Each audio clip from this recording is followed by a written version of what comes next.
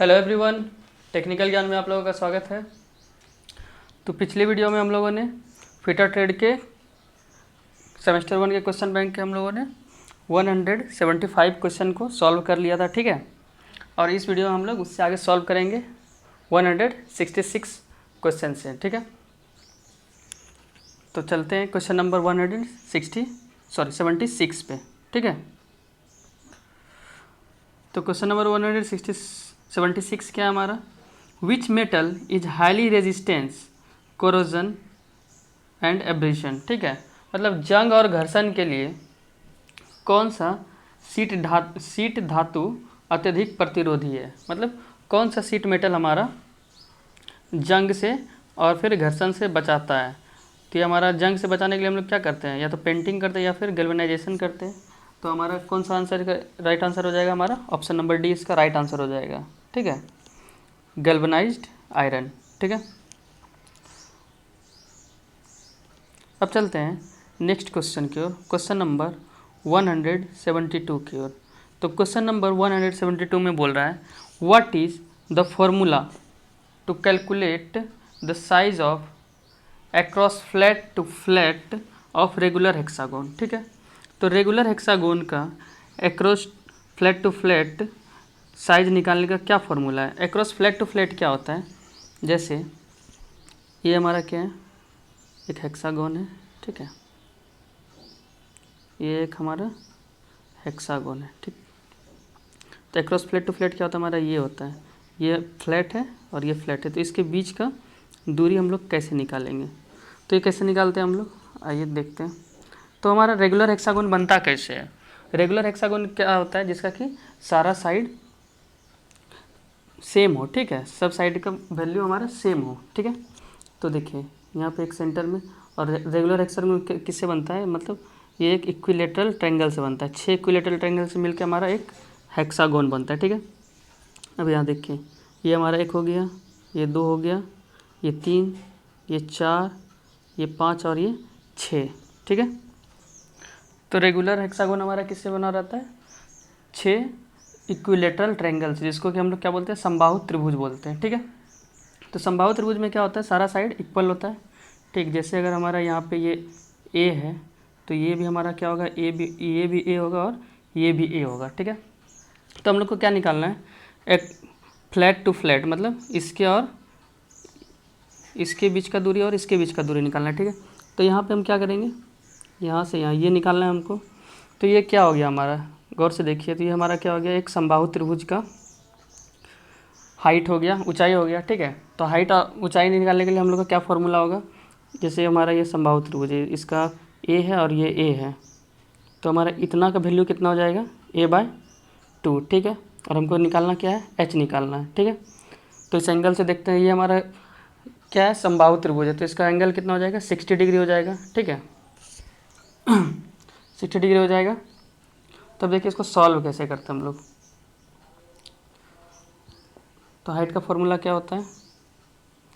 यहाँ से 60 डिग्री से करेंगे तो tan theta, tan 60 degree is equal to height ये h, ठीक है, बाय p/b। मतलब ये p हो गया और b हमारा क्या हो गया? बेस a/2, ठीक है। तो ये क्या हो गया हमारा? a/2, ठीक। tan 60 का वैल्यू हमारा होता है √3 इज इक्वल टू h/a/h, ठीक है, 2, ये हो गया। तो h इज इक्वल टू क्या हो गया हमारा? √3/2 इंटू a, ठीक है। तो हमारा यहाँ से यहाँ तक का वैल्यू कितना निकल के आया हमारा? √3a/2, ठीक है। तो सेम वैल्यू यहाँ से यहाँ तक निकल के आ जाएगा हमारा √3a/2। और अगर दोनों को जोड़ देंगे तो यहाँ से यहाँ तक का हमारा दूरी निकल के आ जाएगा, ठीक है। तो दोनों को जोड़ने के बाद हमारा कितना आ जाएगा?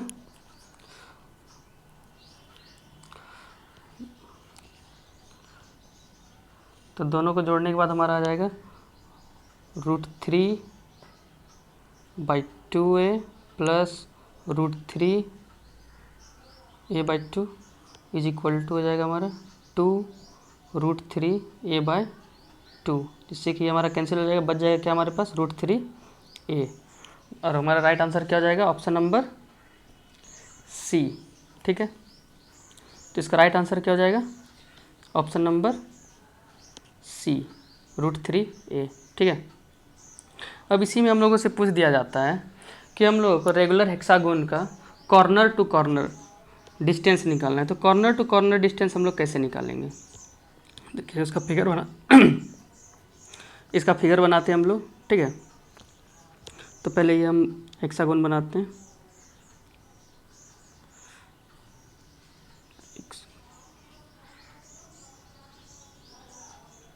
ठीक है, ये हमारा हेक्सागोन बन गया और ये कोना हो गया और कोने से कोने की दूरी क्या होगा हमारा, ठीक है। ये हमारा रेगुलर हेक्सागोन है। तो यहाँ से हमारा ये एक ट्रायंगल हो गया, 2 3 4 5, जिसका कि 6 साइड इक्वल है, ठीक है। और ये किससे बना है? समबाहु त्रिभुज से बना है, ठीक है, इक्विलेटरल ट्रायंगल से। तो अगर हमारा ये ए होगा तो ये भी हमारा क्या होगा? ए, और ये भी ए हो जाएगा, ठीक है। ये ए क्या है हमारा? ये साइड है, ठीक है, ये साइड है। तो corner to corner C to C क्या हो जाएगा हमारा? a + a 2a, ठीक है। सी टू सी का हमारा क्या फॉर्मूला जाएगा? 2a, ठीक है। इसको आप नोट कर लीजिएगा, ठीक है। तब चलते हैं नेक्स्ट क्वेश्चन की ओर, क्वेश्चन नंबर 168 की ओर। तो 178 की ओर, ठीक है। तो क्वेश्चन नंबर 178 में बोल रहा है what is the use of stakes in sheet metal work. मतलब शीट मेटल वर्क में स्टेक का क्या उपयोग है? तो स्टेक का उपयोग हम लोग सपोर्टिंग करने के लिए करते हैं, ठीक है। किसी भी वर्क पीस को सपोर्ट करने के लिए करते हैं। तो इसका राइट आंसर क्या हो जाएगा हमारा? ऑप्शन नंबर बी इसका राइट आंसर हो जाएगा, ठीक है। सपोर्ट पीस मतलब किसी वर्क को, ठीक है। अब चलते हैं नेक्स्ट क्वेश्चन की ओर, क्वेश्चन नंबर 179 की ओर। 179 में बोल रहा है what is the material of solder. जो हम लोग सोल्डरिंग करते हैं, ठीक है, तो उसमें जो सोल्डरिंग वायर रहता है तो उसका मटेरियल कैसा होना चाहिए? तो हमारा क्या होना चाहिए? प्योर मेटल होना चाहिए या फिर प्योर मेटल का एलॉय होना चाहिए, ठीक है। तो हमारा सोल्डरिंग मेटल जनरली कैसे बनता है? तो ये हमारा किसका मिश्रण होता है? ये हमारा होता है टीन और सीसा का, जिसको कि हम लोग क्या बोलते हैं? टीन और लेड, टीन प्लस लेड का, ठीक है, जिसको सीसा बोलते हैं, ठीक है। मतलब ये हमारा क्या हो गया? लेड को क्या बोलते हैं हम लोग? सीसा, ठीक है। अब चलते हैं नेक्स्ट क्वेश्चन की ओर, क्वेश्चन नंबर 180 की ओर। तो क्वेश्चन नंबर 180 में क्या है? Which flux used for soldering steel. मतलब जब हम लोग स्टील को सोल्डरिंग करते हैं, ठीक है, तो उसके लिए हम लोग कौन सा फ्लक्स यूज करते हैं ताकि वो आसानी से सोल्डरिंग हो जाए, ठीक है। तो इसके लिए हम लोग कौन सा फ्लक्स यूज़ करते हैं? इसके लिए हम लोग एमोनियम क्लोराइड यूज़ करते हैं। ऑप्शन नंबर ए इसका राइट आंसर हो जाएगा, ठीक है। अब चलते हैं नेक्स्ट क्वेश्चन की ओर, क्वेश्चन नंबर 181 की ओर। क्वेश्चन नंबर 181 में क्या हमारा? What is the purpose of groover. Groover का क्या काम है, ठीक है। तो ग्रूवर हमारा क्या काम करता है? ये हमारा क्या करता है? किसी सीम को, मतलब सीम क्या होता है? किनारा को ये लॉक करता है, ठीक है, बंद करता है या फिर लॉक कर देता है, ठीक है। तो इसका राइट आंसर क्या हो जाएगा? Option number C, closing and locking of seam, ठीक है। अब चलते हैं नेक्स्ट क्वेश्चन की ओर, क्वेश्चन नंबर 182 की ओर। क्वेश्चन नंबर 182 में क्या है हमारा? What is the material used to manufacture rivets, ठीक है। मतलब हमारा जो रिबेट बना हुआ रहता है ये हमारा किस मटेरियल से बना हुआ रहता है, ठीक है। तो ये हमारा किससे बना हुआ रहता है? माइल्ड स्टील से या फिर एल्युमिनियम से। तो इसका राइट आंसर क्या हो जाएगा? ऑप्शन नंबर डी, ठीक है। अब चलते हैं नेक्स्ट क्वेश्चन की ओर, क्वेश्चन नंबर 183 की ओर। तो क्वेश्चन नंबर 183 में क्या है हमारा? Name the part marked as X in rivet, ठीक है। रिबेट में इस पार्ट का क्या नाम है जो एक्स से चिन्हित किया गया है? यहाँ मतलब यहाँ से लेके यहाँ तक का पार्ट जो है ये हमारा कौन सा पार्ट है? तो ये हमारा कौन सा पार्ट है?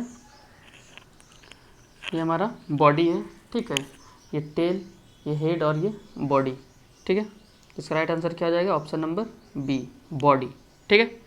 अब चलते हैं नेक्स्ट क्वेश्चन की ओर, क्वेश्चन नंबर 184 की ओर। तो क्वेश्चन नंबर 184 में क्या है हमारा?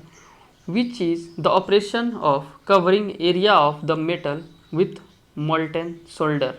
ठीक है, मतलब पिघला हुआ सोल्डर के साथ धातु के क्षेत्र को कवर करने वाला ऑपरेशन का नाम क्या है?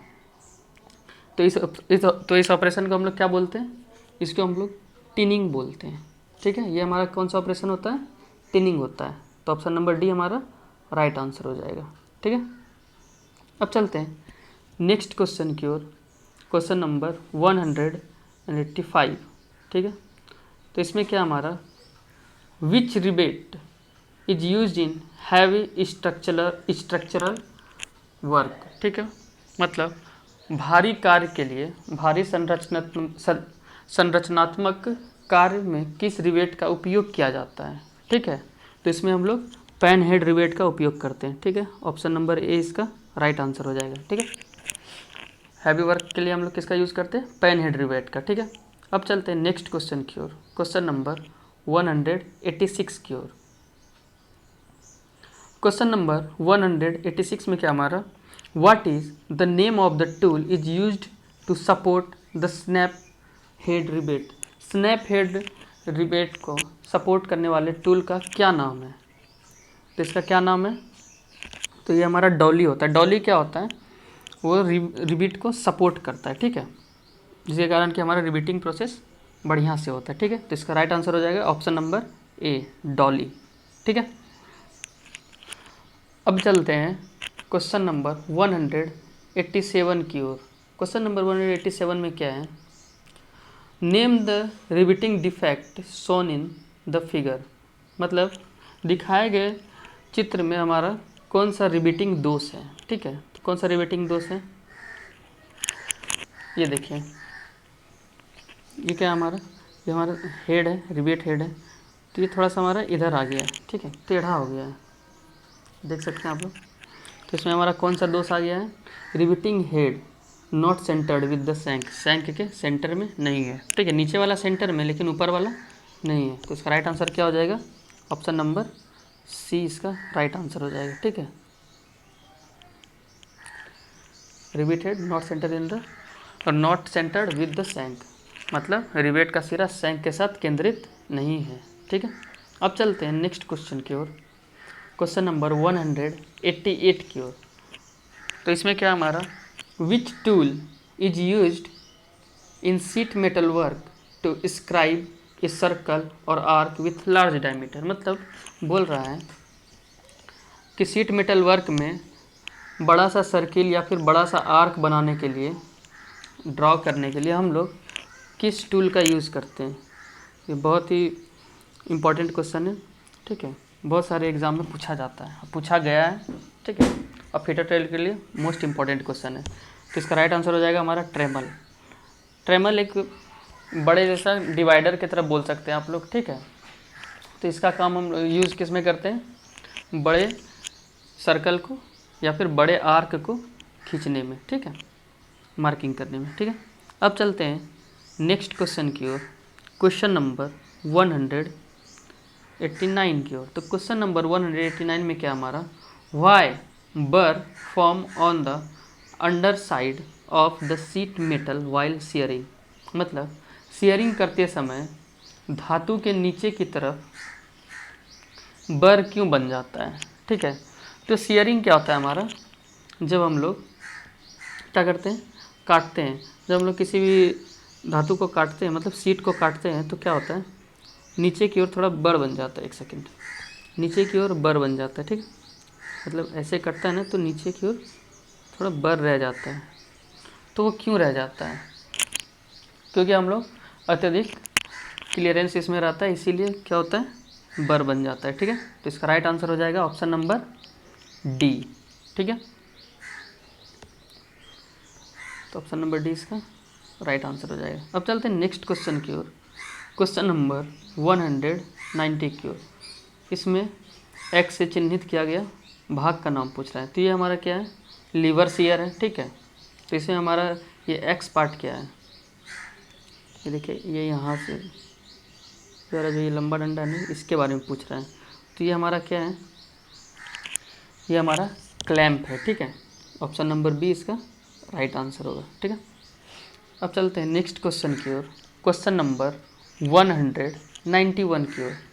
तो क्वेश्चन नंबर 191 में क्या है हमारा, what is the use of groover in sheet metal work. ठीक है, सीट मेटल वर्क में ग्रूवर का क्या काम है। तो अभी ऊपर ही ये सेम क्वेश्चन था कि इसका क्या काम है, किसी सीम को मतलब किसी किनारे को ये क्लोज करता है या फिर लॉक करता है। ठीक है, तो इसका राइट आंसर क्या हो जाएगा, option number C, closing of seam. Seam को क्या करता है, ये बंद करता है या फिर लॉक करता है। ठीक है, अब क्वेश्चन नंबर 192, क्वेश्चन नंबर 192 में क्या हमारा, which rivets are used in light assembly work. Light assembly work में हम लोग कौन सा रिबेट का यूज़ करते हैं। ठीक है, तो इसमें हम लोग किसका यूज़ करते हैं, कॉनिकल हेड रिबेट का यूज़ करते हैं। ठीक है, तो इसका राइट आंसर क्या हो जाएगा, option number D, conical head rebate. ठीक है, और पेन हेड रिबेट हम लोग किस में यूज़ करते हैं बताइए। तो इसका पेन हेड रिबेट का हम लोग का यूज़ कहाँ होता है, हैवी स्ट्रक्चरल वर्क में या फिर हैवी वर्क बोल सकते हैं। ठीक है, अब चलते हैं नेक्स्ट क्वेश्चन की ओर, क्वेश्चन नंबर 193 की ओर।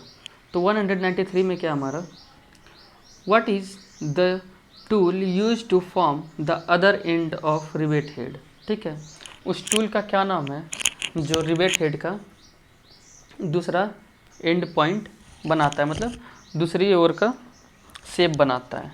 ठीक है, तो ये क्या नाम है उसका, वो हमारा रिबेट स्नैप। रिबेट स्नैप से क्या करते हैं हम लोग, दूसरे साइड का क्या करते हैं, रिबेट हेड बनाते हैं। ठीक है, अब चलते हैं क्वेश्चन नंबर 194। क्वेश्चन नंबर 194 में क्या है हमारा, what is the name of the नोच इन सीट मेटल वर्क।